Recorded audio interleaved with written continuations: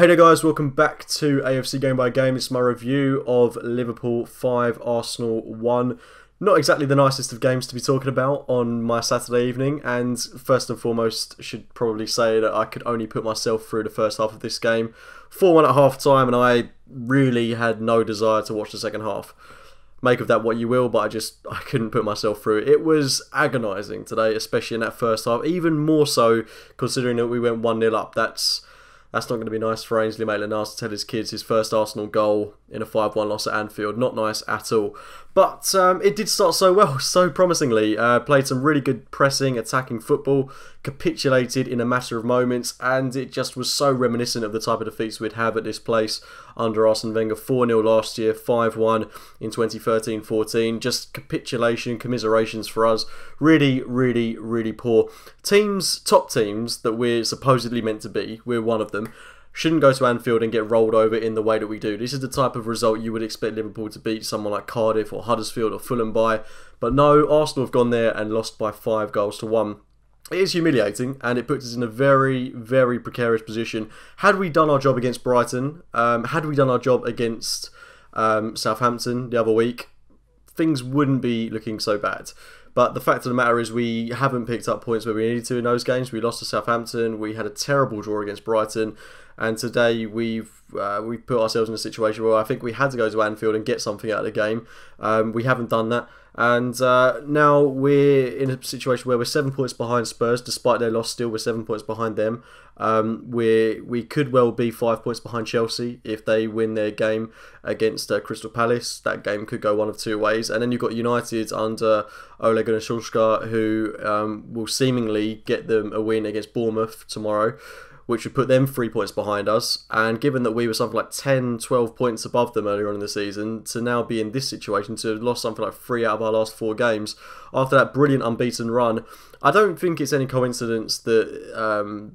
I do think it's a coincidence. Well, I mean, what am I trying to say here? I do think that the injuries we've had certainly are accountable, and they do play a big role in where we currently are at the minute. We had something really promising to build on when we had that back three of Rob Holding, Socrates, Mustafi, the wing backs in Bellerin, Kolasinac, the midfield two of Jaka Torreira, and then Iwobi, Mkhitaryan, as much as we didn't like them, were performing quite well alongside Aubameyang. And then we had options like Mesut Ozil, Aaron Ramsey to come in, fill in there, Lacazette as well.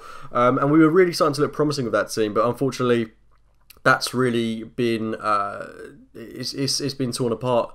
Mkhitaryan's out for 2 months now. A lot of people were saying that he wasn't performing well enough as he was. Either way, we've lost him now, so that's another body that we've lost.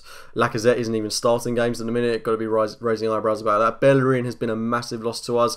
Someone like Lichtsteiner, who I was all for him coming in this season. I think it's great to get experienced bodies into the team. Did really well in his time at Juventus, but 34 years old, soon to be 35. I just don't think he's quite good enough.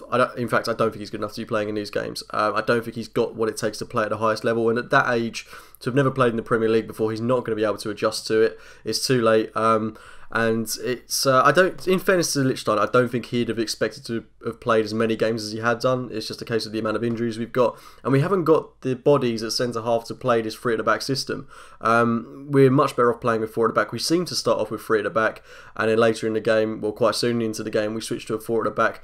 Maitland-Niles and Iwobi are 2 most attacking players in this game, the only ones that really seem to get things going. Aubameyang had something ridiculous like 10, 12 touches in the game, and people were really criticising him for that, but the guy had no service, so I find it very hard to criticise him in this instance. I do think had we had Lacazette play from the start, we'd have seen ourselves in a much better situation. Aaron Ramsey didn't play particularly well today, given that he had the captain's armband. Xhaka had an okay midfield performance. I think this was the first game where I looked at Torreira and thought, okay, maybe he's susceptible to a bit of damage. But again, considering he's been so good for us, and given how many games he's playing, that he's been an absolute staple in this team, tiredness and fatigue is going to come into it, and at a game away from home at Anfield, where it's going to be the most intense game of the season, I think I can forgive him a little bit on that. And let's not forget, Torreira is 22 years old. He's extremely young, so hopefully this game was just a blip for him, and he will continue to grow as an Arsenal player. But what we need is blatantly clear, and that is investment in January, without a shadow of a doubt. I think you look at where we are currently, and we're not even though we've had this loss, even though we didn't win against Brighton, even though we didn't win away from home at Southampton, we lost that game, we're still in a position where we can challenge for the top 4, thankfully, because we had that brilliant unbeaten run. We will be at most 5 points away from the top 4, but that gap is getting bigger and bigger. I said in our previous game that the most would be is 2 points off top 4. Chelsea beat Watford, so we were 2 points off top 4. You'd assume that they'd win the game against Palace, but given the Palace result against City, that game could go one of 2 ways. So I don't know. I don't know how things are going to play out. Positive thing is we're halfway through the season and we're still within touching distance. So that's the big positive I'm taking. But it just showed today, it highlighted how far we are away from where we want to be and where we need to be. I want to be the Liverpool in today's game so much. I really, really want to be that team that can take a side like a top side like ourselves at home and absolutely muller them. I really want to see us do that.